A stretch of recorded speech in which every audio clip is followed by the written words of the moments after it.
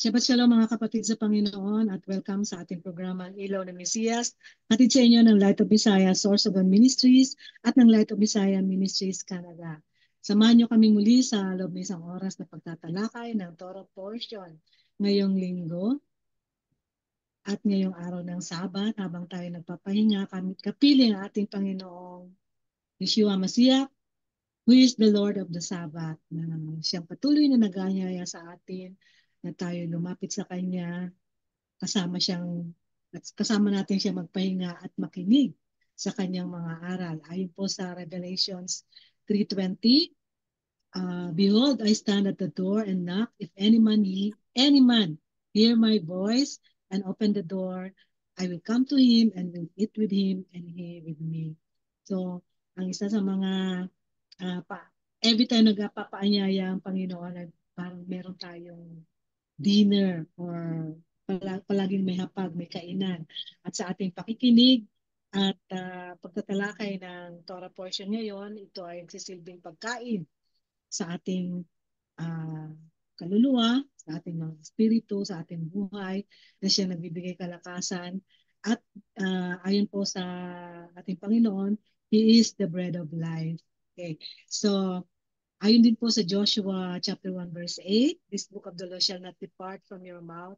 Meditate on it day and night so that you may be careful to do everything written in it, then you will be prosperous and successful. Ako po yung lingkod, Sister Debbie Ferrello, kasama sa kabilang linya ang ating tagapagturo from Light of Visayas Ministries Canada, Brother Richard Cesar. Shabbat Shalom, Sister Deb. Shabbat Shalom, mga kapatid, mga kaibigan. Shabbat Shalom, Brother Richard.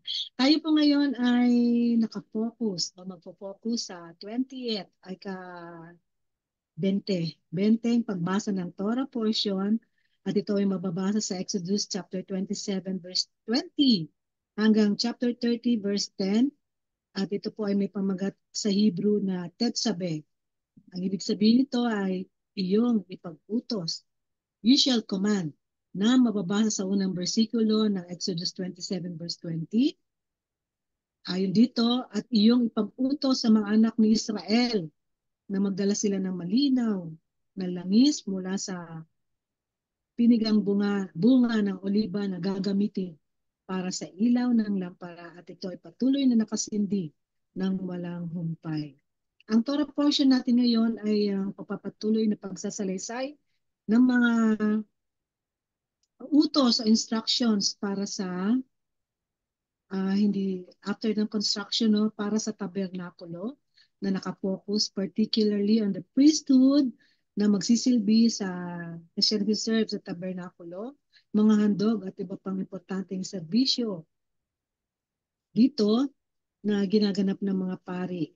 Alamin din natin ang mga utos ukol dito tungkol sa mga detalye ng langis, lampara, kasuotan ng pari at iba pa.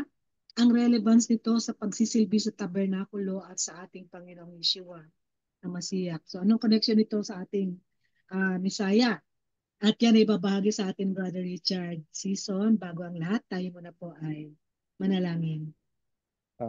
Tayo po ay manalangin. Ama namin na nasa langit, maraming salamat po sa pagkakataong ito na muling ibinigay niyo po sa amin upang kami po ay makapaglingkod sa inyo sa pamamagitan ng radyo at mapag-usapan ang inyong Torah para sa Tetzabeh, na kung saan ay ipinag-uutos niyo ang mga bagay na dapat naming malaman at gawin upang maintindihan namin ang iyong paraan, ang iyong way, ang inyong daan at maipasabuhay namin ang mga katuruan na naayon sa inyong Torah.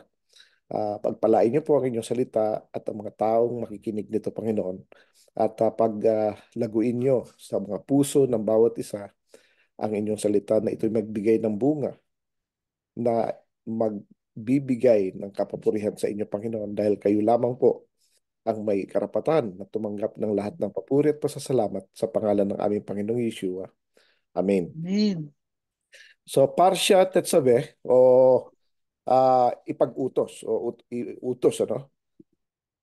So, dito, katulad ng nabanggit si Sister Deb, ay ito mababasa natin sa Exodus chapter 27 verse 20 hanggang chapter 30 verse 10, na dito makikita natin ang kautusan patungkol sa yung langis sa tabernakulo, na kung saan ginagamit ito sa pagsindi ng ilaw ng minora. Tapos makikita rin natin dito ang yung um, yung Urim and Tumim, na kung saan ay dito nalalaman ang kagustuhan ng Panginoon. Ito ay nasa vest ng high priest, no? At isa ito, Sister Deb, sa mga missing eh. Mm. Hindi, wala na ito nung Second Temple, itong Urim and Tumim. Anyway, di-discuss natin ito later on. Di ba, wala na rin ito sa kasuotan ng mga pari. Wala na. Yung vest, ando doon pa, pero yung Urim and Tumim, wala na. So, So, most likely, kasama ito sa mga itago na ano, mga importanteng na bagay na importante bagay. Oo. hindi So, pwedeng, I think isa sa mga dahilan ay para hindi ito salansangin. yeah, kasi O, ah, nung kasi very holy siya. alam Holy na to na medyo mga gamit na mawawala to. na. Oh, mukhang makuoko pa na ng Babylonia. Napaka-importante niya. Kaya inano Mm. na nila, tinabi na nila yon kasi mga mahirap i-ano yun eh. Hindi mo magagawa yun eh.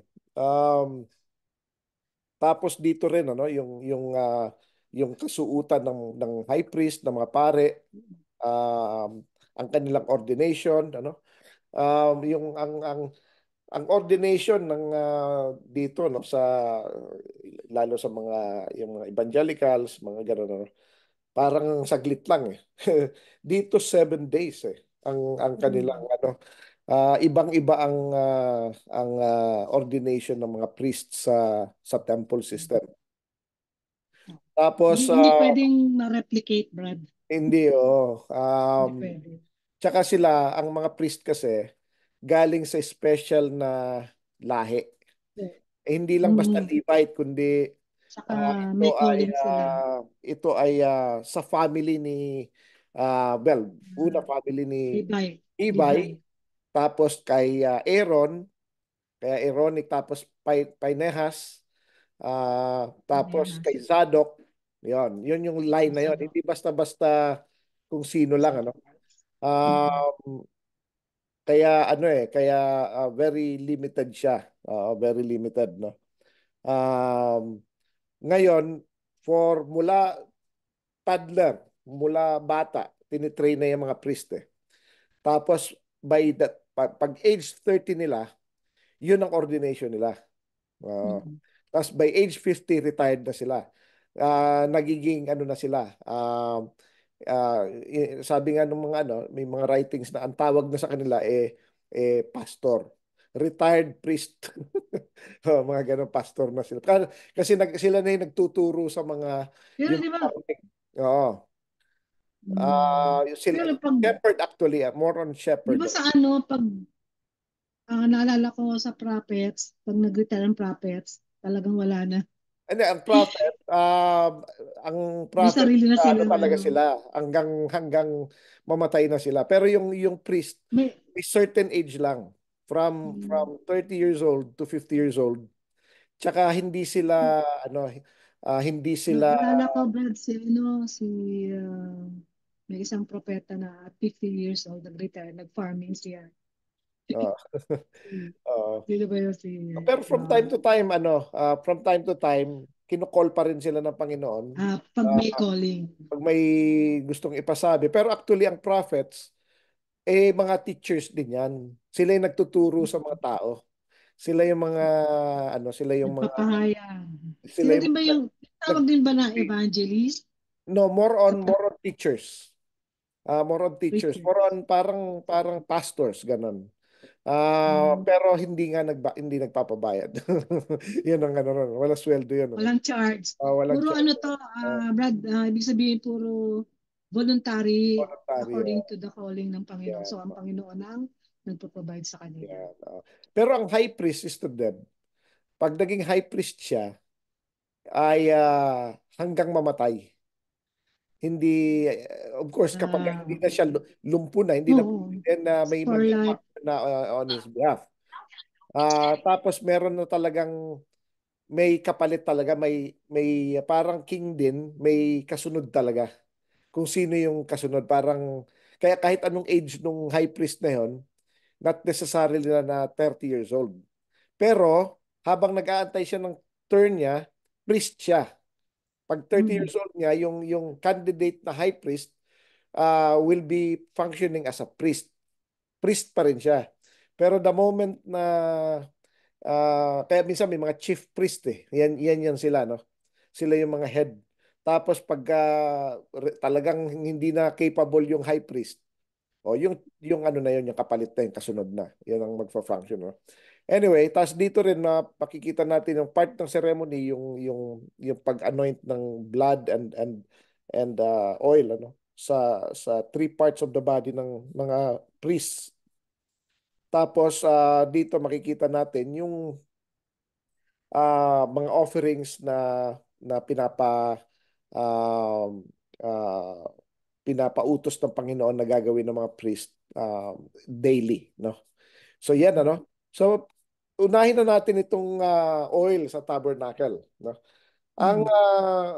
hindi siya basta-basta oil, mga kapatid, mga kaibigan, ano?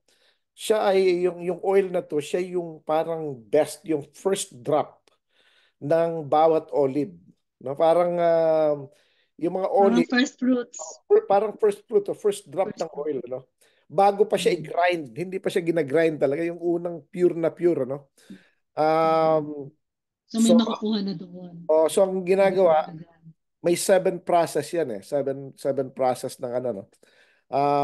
Yung siniselect yung mga olives na maganda, no? Tapos Mm. nililinisan Best, ito. best fruit. Nililinisan, ano? Tapos ang third part is huhugasan ito, tapos iga-grind, no? Para Mm. maging paste. Tapos imimix, tapos ihihit, tapos magsa-separate na yung oil. Pero bago pa gawin lahat yung process na yan, yung unang drop, yun yung iniipon para doon sa temple, para doon sa ano. Ngayon, hindi lang naman yun ang pinagagamitan ng oil, marami pa doon sa temple. Pero yan ang primary, yung pang-lighting. Kasi ano yan eh, kumbaga yan ang yun ang talagang primary na ano na function, no? So, ngayon pag-usapan natin, Sister Deb, yung Urim and Thummim, ano? Na-mention na natin ito'y actually walang clear na description kung paano to ginawa. Again, na-mention ko na earlier, isa ito sa mga hindi na-replicate sa Second Temple. Wala na ito, hindi na nami-mention ito after nung Second Temple, wala na. Kaya ang, Mm. ang nangyayari ron, parang um, hindi na ito ginagamit, ano? Hindi na siya nami-mention. Alam natin na karon ng So hindi na ganun kakumpleto yung service. Parang well, service na. actually yon ang hindi naman siya makakaapekto sa service. Kaya lang Ay, sa bagay para lang yun sa ano, decision making. decision making. Tsaka kung Yeah. mga importanteng bagay, for one, ang kung pupunta sa giyera ang Israel, yan. Mm, yes. Number one yan. Are we gonna go to war? Yan ang isa ron. Pangalawa, Yung consultation, ano, nation. Pangalawa, kung may consultation. prophet na biglang lumitaw, tapos sasabihin niya, Mm. I have the word from the Lord. Ngayon ang ginagawa, tinetest itong prophet na to. Pupunta siya sa high priest, tapos ang high priest ay magpipray. Tapos, ngayon, titingnan ngayon kung after ng prayer, titingnan kung totoong prophet yon. Iilaw yung urim kung yes, iilaw ang tumim kung no. Ngayon, pag false prophet, patay kang bata ka. Mamamatay. Oo. Pero may mga instances nung marami ng kasalanan ng Israel, hindi na siya umiilaw. Hindi na umiilaw. Mm. So, ibig sabihin, tumalikod ng Panginoon kasi nagagalit na siya. So, Ngayon, it's up to them now kung paniniwalaan nila yung word ng prophet o hindi. Napuno na ang Panginoon. Oo, ayaw na ng Panginoon. Doon na lang siya sa malayo. Sabi niya kasi baka mapatay niya eh. Wala, wala pa Lumalayo rin siya kanta eh. na Baka mapatay niya lalalaking yung kanta na tao. Oo. good na from a distance. Oh, from a distance. Kasi ang sabi nga ng Panginoon, ano eh, yan ang akala ng marami na inasmuch as alam natin na ang Panginoon ay gracious, patient, loving, long-suffering, lahat ng ano, Mhm. kind, merciful, gracious, everything. Pero napipikon din siya. Yes. Nagagalit din. Kaya minsan lumalayo na lang siya dahil pag hindi kasi baka mapatay talaga tayo. Yun ang ano niya.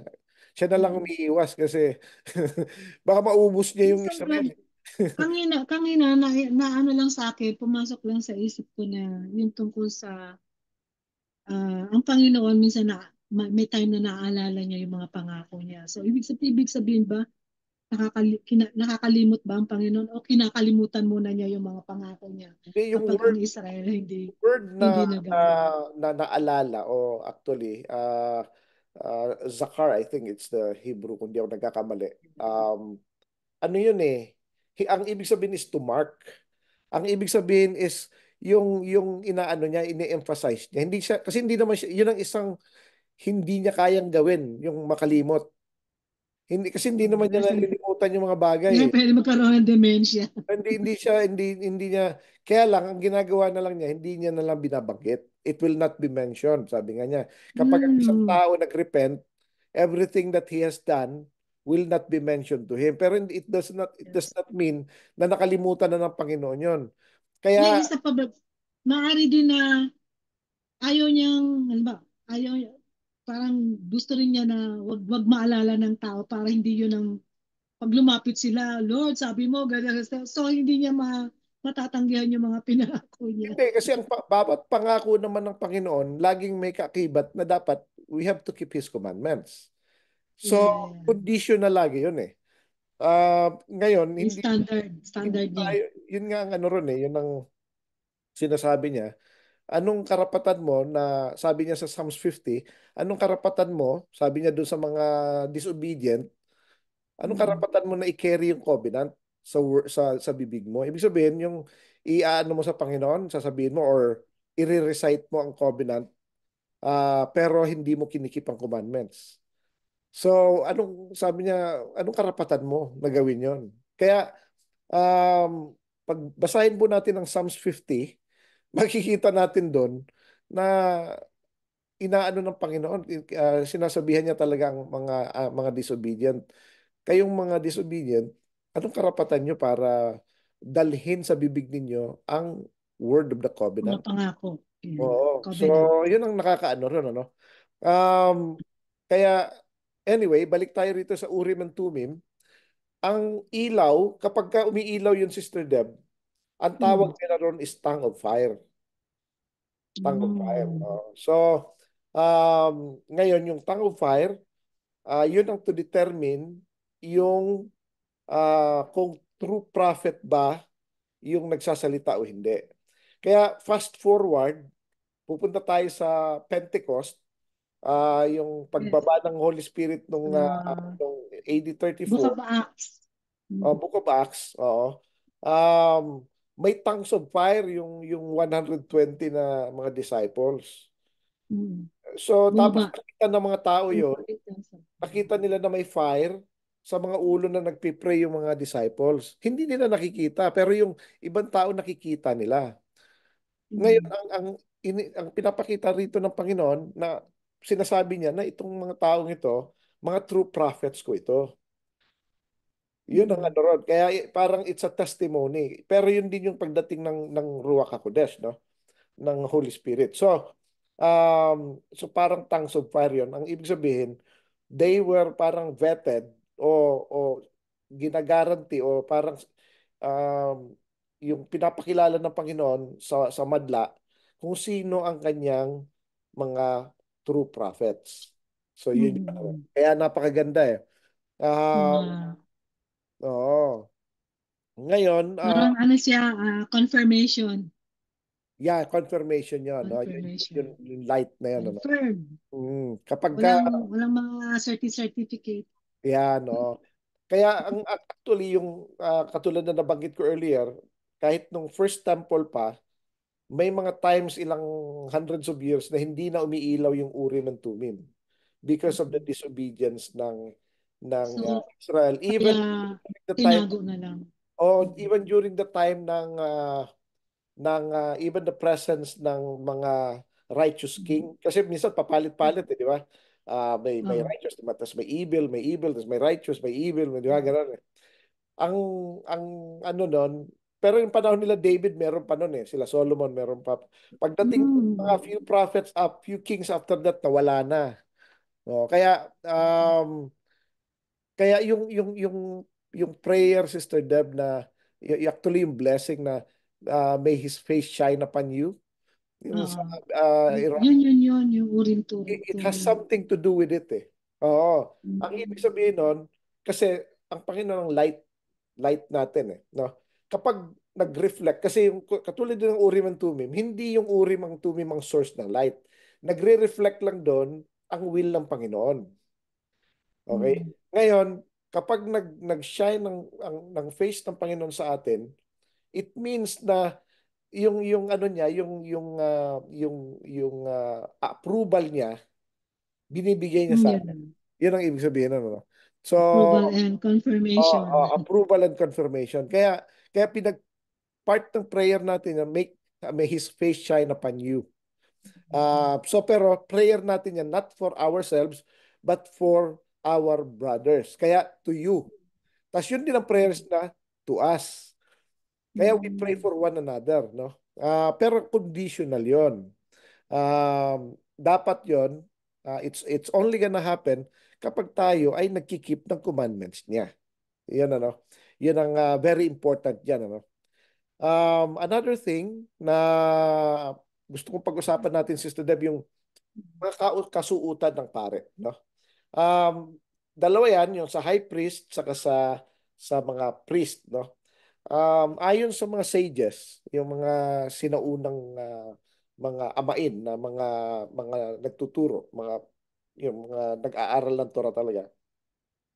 Ayon sa mga wise men, sages. Actually, Sister Deb, yung bumisita kay Yeshua, yung sinasabing wise men, made mga ano yan, mga sages actually yun.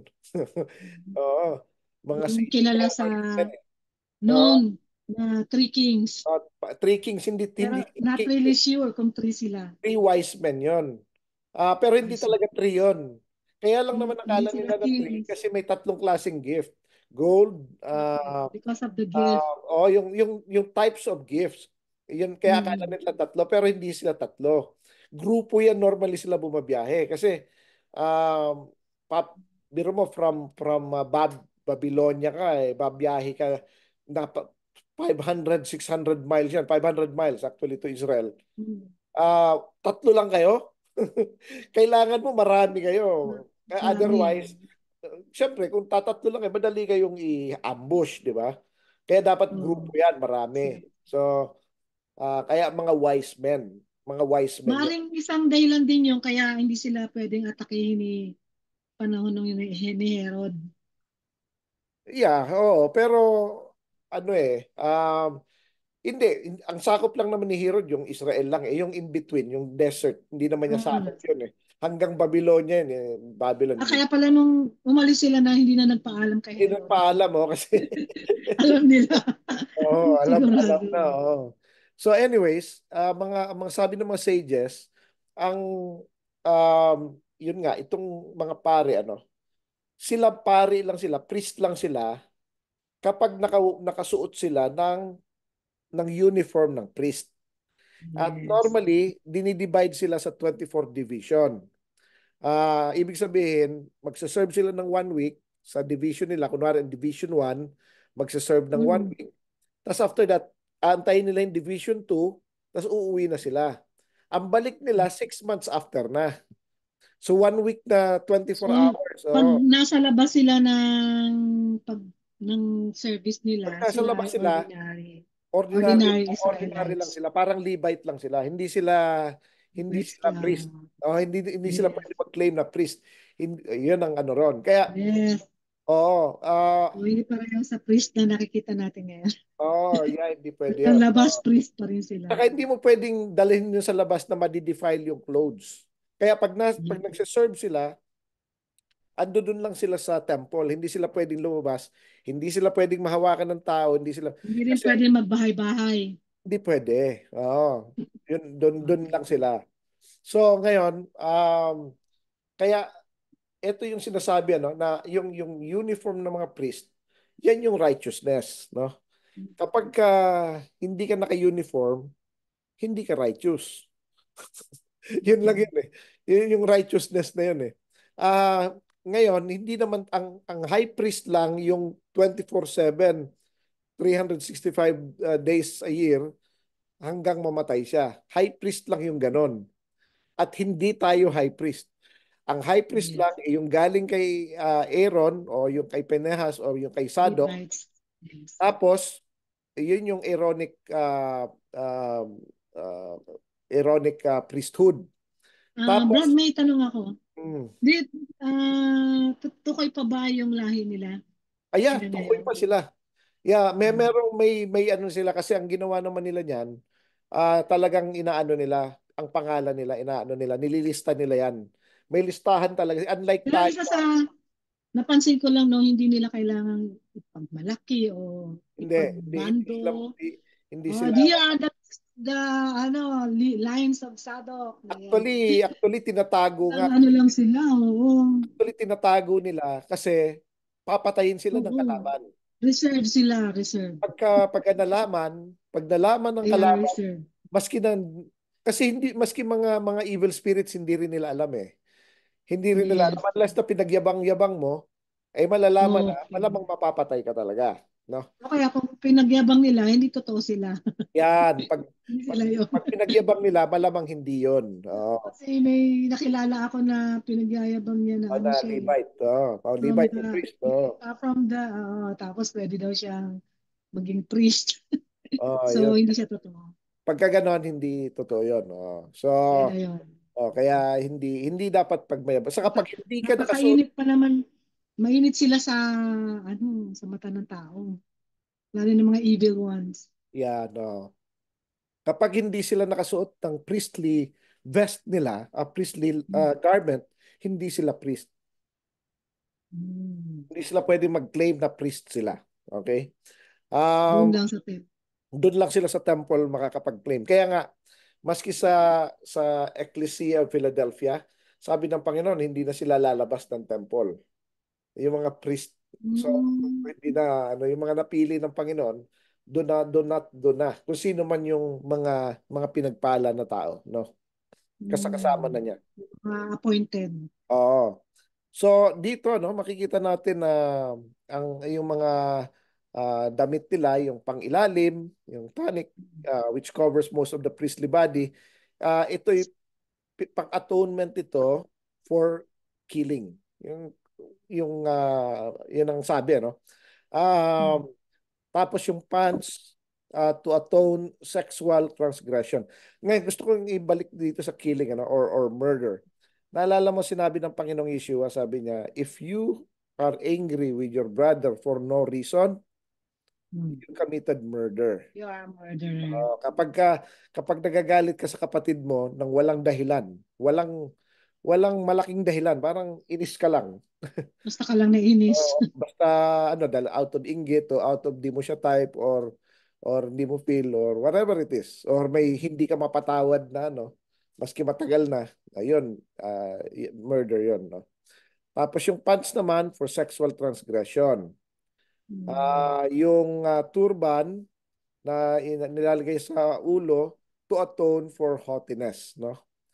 um Ang masamang pag-iisip. yung mga kung ano man ang mga kalikutan ng pag-iisip no. Yun, yung, Ah, di ba sabi ng Panginoon, mag-isip ka lang ng masama sa kapwa mo, pinatay mo siya. Sabi mo kanina. Yun yan. na yun, galing sa Ah, isip. yung ano no, pag may plano kang masama no. Yung belt naman na inilalagay sa no, ah, tapos na ito'y nakatali actually sa hanggang sa heart eh. Iniikot yan sa body. To atone, sabi niya yung mga kasalanan daw sa puso. Saka ito yung mga improper thoughts. Yun naman, kasama yun. No? Kasi sa heart natin yun eh. Yung breastplate, ina-atone yung error in judgment. Kaya ando dun sa breastplate yung urim and tumim eh. Minsan pag nagkakamali tayo ng paghusga, kaya nga mas maigi pa, huwag na lang tayo maghusga eh. Kasi pag nagkamali tayo maghusga, eh problema yon, no? Yung ephod, ina-atone naman niya yung idolatry, no? So, ang idolatry, of course, yan yung may yung obvious na literal na idolatry, yan yung may mga images, mga graven images. Pero yung symbolic naman na na na idolatry, kapag anything, merong anything or anyone na that comes between o nasa pagitan natin at ng Panginoon. Ibig sabihin ito yung bumabara sa atin sa Panginoon, yung pag-serve natin or pag ano. Yun ang idolatry rin yun. Ano? Yung parang inuuna pa natin yun. Parang gano'n, no? Tapos yung robe naman, ina-atone daw ng evil speech. Tapos yung high priest crown atones for arrogance, no? Yan yung sabi ng Temple Institute, no? Galing sa Temple Institute yan. Yan yung mga sinasabi nila based sa kanilang interpretation. Sila yung ano yun eh, sila yung may nakakaalam ng ano talaga. Also, Eh. na-pass down ito mula sa mga una pa na mga leaders, Yes. Maliban sa mga Bible, prophets. maliban Yes, sa they Bible, meron pang may, meron pang may transfer of knowledge. meron pang ibang mga writings. Ah, Yeah, may like supports, mga tapos meron pang supports. mga secret writings na interna lang sa mga priestly lineage. Kasi Mm. may mga nakatakas naman eh. Hindi Mm. hindi sila Hindi sila naubos. naubos.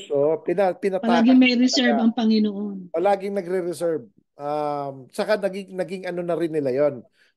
Even sa prophets pag binasa natin yung Kings, yung Chronicles, may Yes. iniligtas sila ng mga certain groups yung Naging sa practice na nila. royalty, sa priestly, sa Levites, maski yung panahon ng panahon ng kila Titus nung inatake ni Titus ang Jerusalem noong AD 70, may mga nakatakas, may mga pinatakas talaga sila. May mga nakatakas at may mga pinatakas. So, yun yung ano, kasi nag-iiwan sila, well, ang Panginoon na rin ang may order nun, nag-iiwan talaga ng remnant. Isa sa mga early example nito, yung tribe of Benjamin, nung muntik maubos sila dahil sa Mm. ginawa nga nila dun sa Levite, di ba?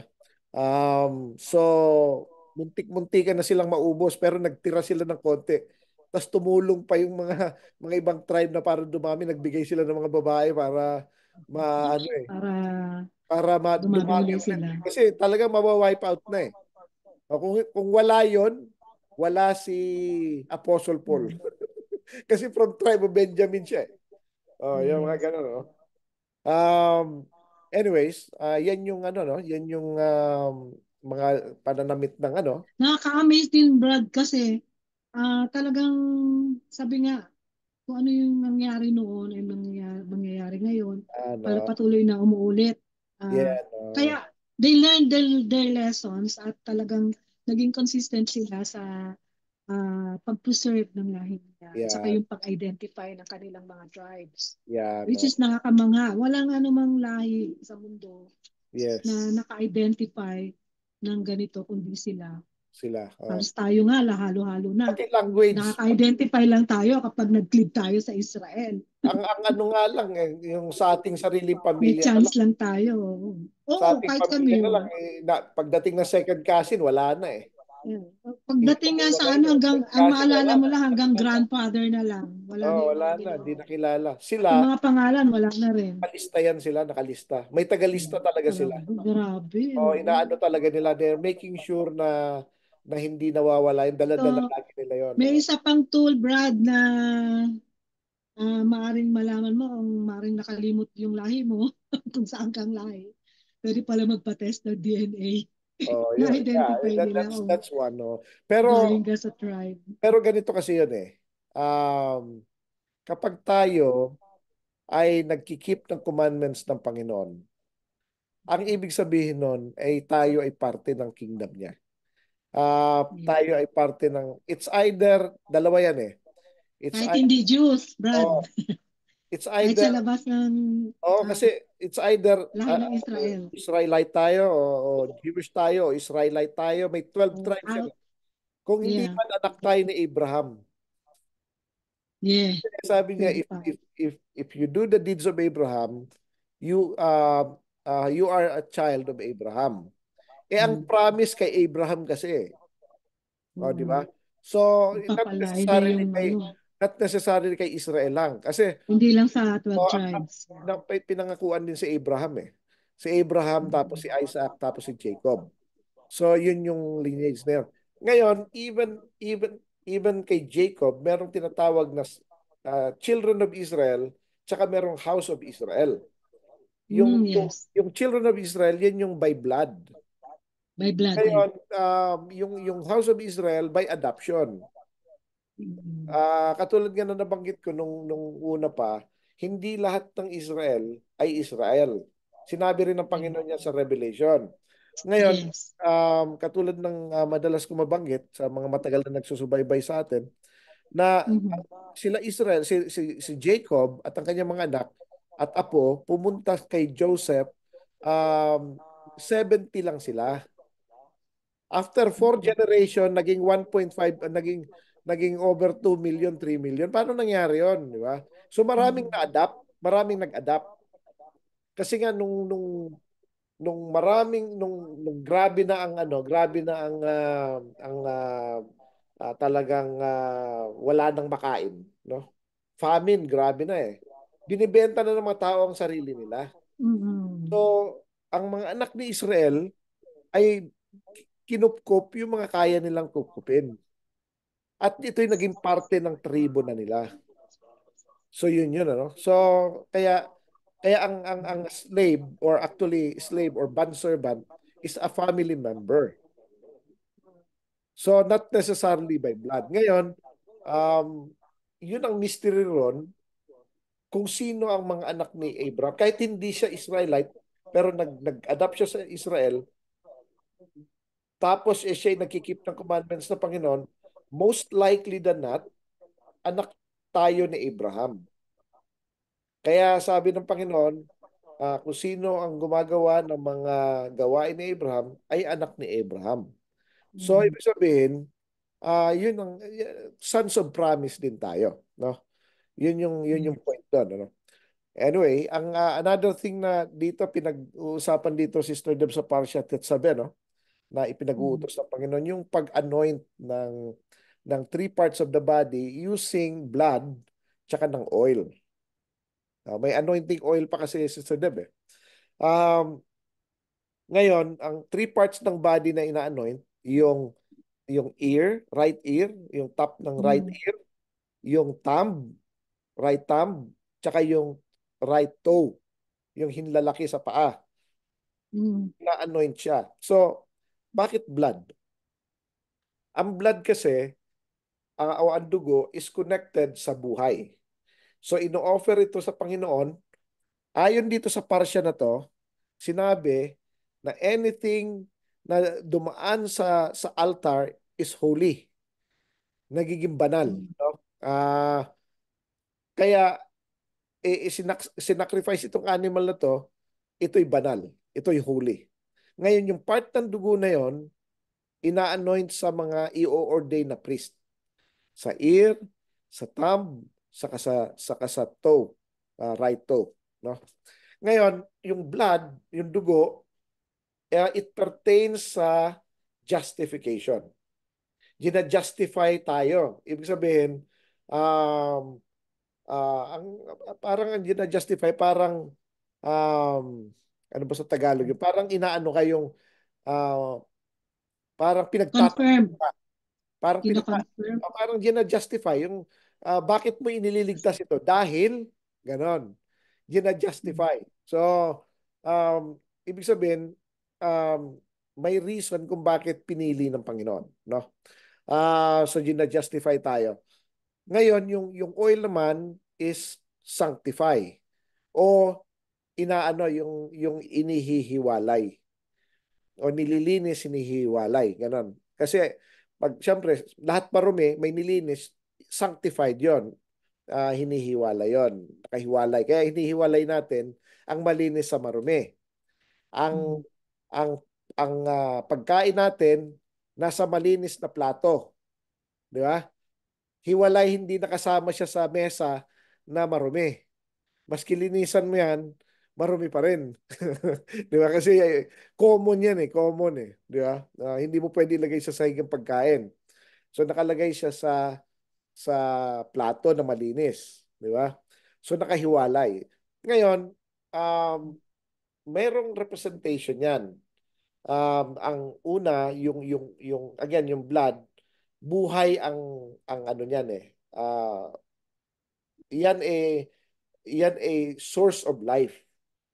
Yan ang source of life. Yan ang nagbibigay sa atin ng buhay, no? So, and then yung oil is ito yung sinasanctify tayo, no? Um, parang inihihiwalay sa iba.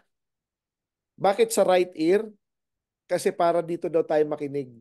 Yung ear natin, yung tenga natin ay sina-justify at sinasanctify para makinig tayo sa utos ng Panginoon, sa word of God, no?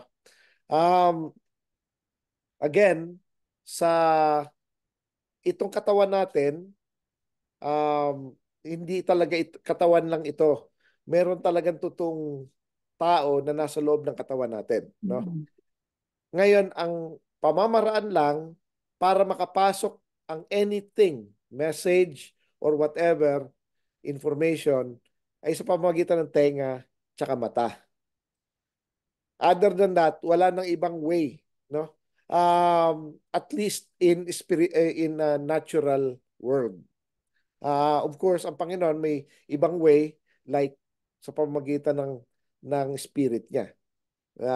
Yung spirit to spirit nakakapag-usap, no? So anyways, pero still sa ear mo pa rin mapapakinggan, either uh, physical or spiritual, through the ear pa rin. So makinig daw tayo sa utos ng Panginoon, sa sinasabi niya.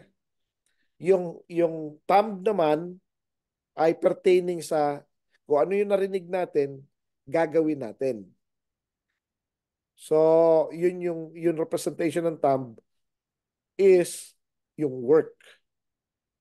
We have to do o gawin natin kung ano yung narinig natin sa Panginoon. Yung toe naman, ito ay ipamumuhay daw natin. We have to walk in them. That we should walk in them. Yun ang ano ron, yung toe. Kasi pag wala tayong toe, mahirapan tayong maglakad. Ma-outbalance tayo. So, kung wala rin tayong thumb, mahirap gumalaw. Wala kang makukuha. Yes.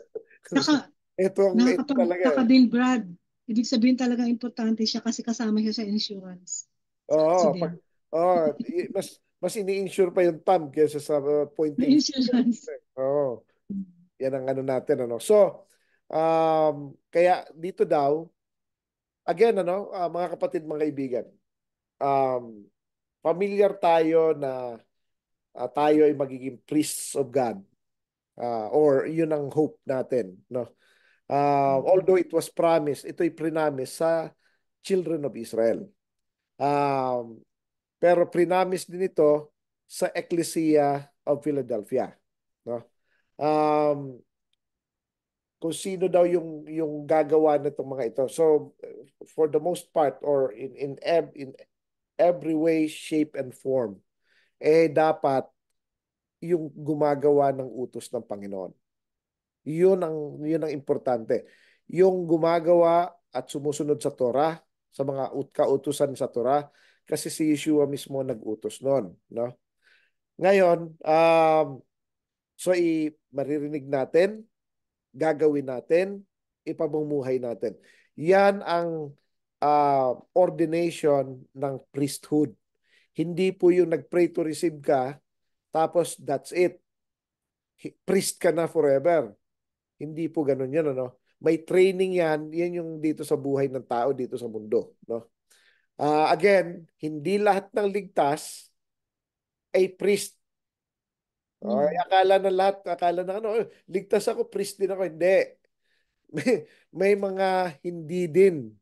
Yan, malaki, makikita natin yan sa Ezekiel chapter 40, well, hanggang the whole chapter 40 to 48, yan yung millennial kingdom, ano? So, yun ang anuhin natin. Tsaka, yung iba, kings, yung iba, priests, yung iba, may mga kanya-kanyang, depende sa giftedness, no? Kung anong ginawa natin dito sa mundo, yun ang gagawin din natin sa ikalawang buhay, doon sa kabilang buhay, no? Ngayon, of course, ang priesthood, ang kingship o pagiging leader, kung maalala natin, mga kapatid, mga kaibigan, yung parable ni Yeshua patungkol sa talents, di ba? Mga talents. Hindi talento, kundi talent. Yung pera ito eh. Pero of course, it signifies many things. Um, yung may 5 talent, tapos may 2 talents, saka may 1 talent. Yung 5 talents, pag alis ng master niya, talagang nagtrabaho siya maigi, na doble. Tapos yung may 2 talents, na doble rin, naging 4 na. Yung 1 talent, tinago niya. Dahil takot siya dun sa master niya na ah, medyo masama pa nga ang ano niya ang impression niya dahil kinukuha daw ng master niya yung hindi naman sa kanya, yung hindi niya pinaghirapan. Ganun ano. To begin with, yung pera na yun galing din sa master, no? So parang ganyan Bakit mo naman kukunin yung offering? Hindi naman ikaw yung ano, sabi, di ba? Nagtrabaho niyan ako. Nagbigay ng ano. Anyways, yung may 5 talents, naging 10, sabi ng Panginoon, good and faithful servant, ikaw ay mapagkakatiwalaan ka sa maliliit na bagay, pwede kang pagkatiwalaan sa malalaking bagay. Kaya ikaw ay magiging ruler ng 10 cities, sabi niya. So may mga ganon, may mga ruler. Itong mga parable ni Yeshua, hindi lang ito kwento-kwento. For the most part, maraming sinasabi Yeshua na very literal. Very literal. Mm. Kaya ang unang interpretation natin sa kanyang mga sinasabi, dapat literal agad. Uh, well, unless obviously na hindi. No? Katulad nung puputulin mong kaliwang kamay mo or bulagin mo isang mata mo kung nagkasala yung isang mata. That's very literal. Pero for the most part, literal yung sinasabi ng Panginoon. Ano? Um, may ikukwento rin ako sa inyo mga kapatid, mga kaibigan. No? Isang anti-Nicene father, I think, kung hindi ako nagkakamali, si Jerome. Mm. Siya yung nag-author ng Latin Vulgate, yung nag-translate ng Bible sa Latin. Ano? If I am not mistaken, siya yon.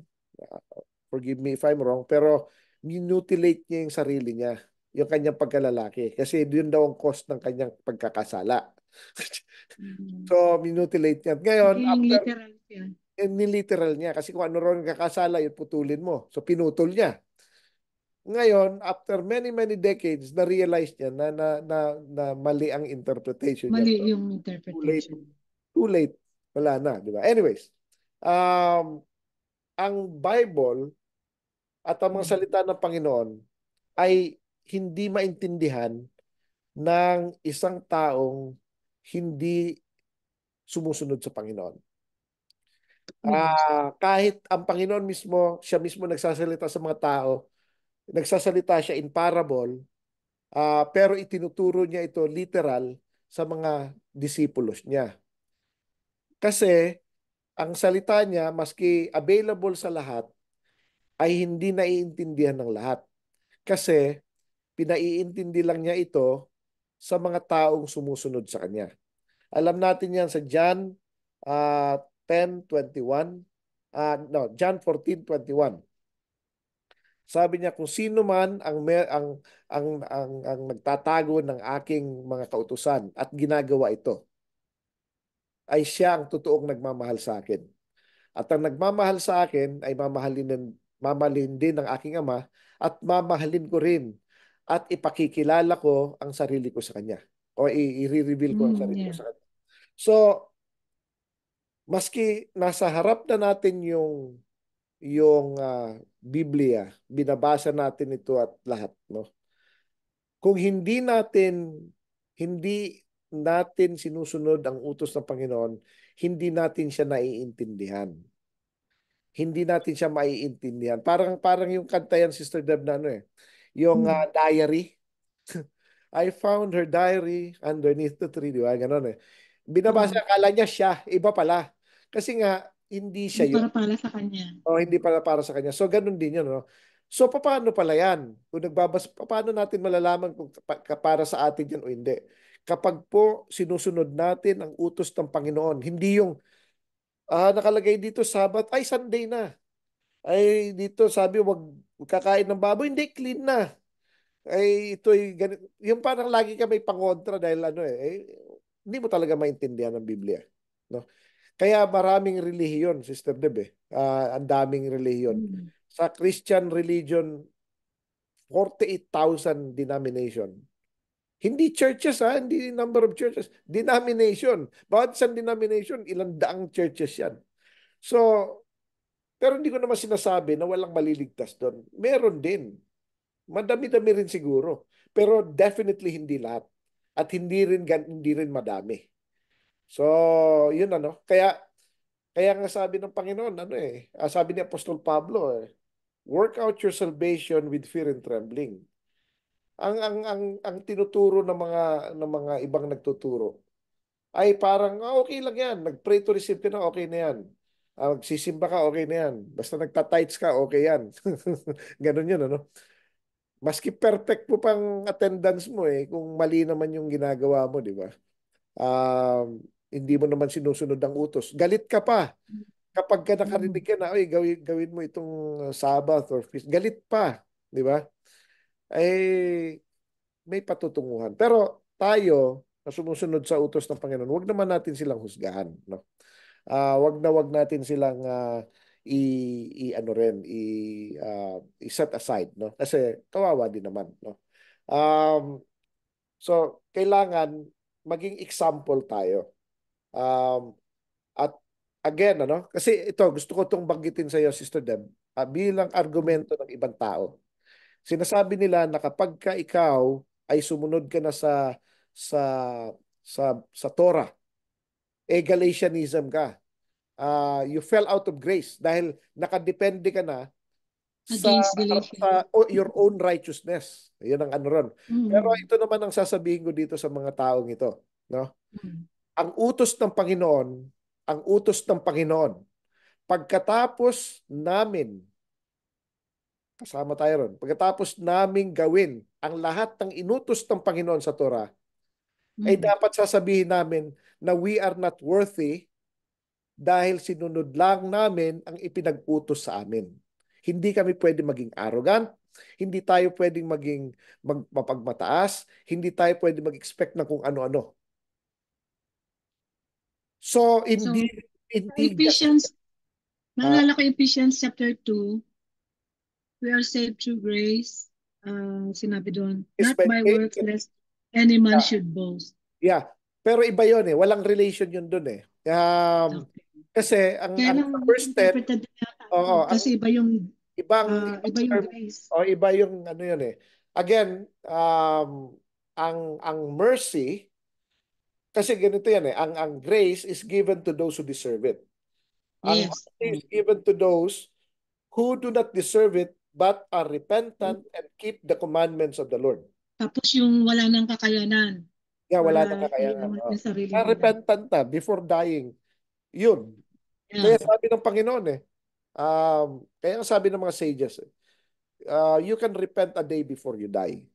Mag-repent ka rin before you die. Kaya parang yung nasa cross, di ba? Oh, Paano mo malalaman kung last kailan ka chance. mamamatay? Last chance na binibigay ng Panginoon. O kailan ka hindi mo naman alam, wala naman nakakalam kung kailan ka mamamatay. Kaya nga, Oh, the moment that you hear His voice, do not harden your heart, sabi sa Book of Hebrews. yes. So anuhin kaagad natin. Kaya yung mga nagsasabi na kami na sumusunod sa Torah, na tayo na sumusunod sa Torah ay we fell out of grace. Ito naman ang dapat nating sabihin sa kanila at itanim din natin sa sarili natin na pagkatapos natin gawin lahat ng utos-utos ng Panginoon, ang sasabihin natin sa Panginoon, I am an unworthy servant. I only did Mm. what I was told to do. Doon tayo Yes. makaka-attain ng mercy. Ngayon, ang Yes. mercy, sinabi niya yan sa Ten Commandments, sa Third Commandment. Sabi niya, but I give mercy to thousands of those who love me and keep my And keep my commandments. At commandments. sabi ng Panginoong Yeshua sa John 14:15, if you love me, keep my commandments. At ang commandments niya ay ang Torah. So, yan. Tapos, Brad, meron pang kadugtong yon. The more we keep the commandments, that's the moment na nagbibigay siya ng grace. He Yan. gives grace So, yan. those who deserves it. Oh.